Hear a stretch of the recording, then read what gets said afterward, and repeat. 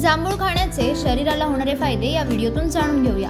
जांभूळ फळामध्ये पोषक जीवनसत्व असतात, जी तुमच्या शरीराची प्रतिकारशक्ती वाढवण्यात मदत करतात। तज्ञांच्या माहितीनुसार जांभूळ खाल्ल्याने त्वचेत कोलेजन तयार होण्यास मदत होते।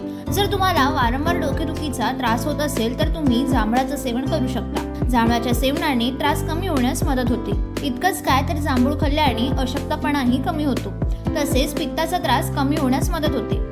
जांभूळ मधुमेहावर अतिशय गुणकारी आहे। पचन संस्था सुरळीत करण्यासाठी आणि पोटाचे विकार दूर करण्यासाठी जांभूळ उपयुक्त ठरतं। जर अपचन आणि पोटदुखीचा त्रास असेल तर जांभळाचा रस प्या, त्यामुळे अपचन आणि पोटदुखीच्या त्रासापासून आराम मिळतो।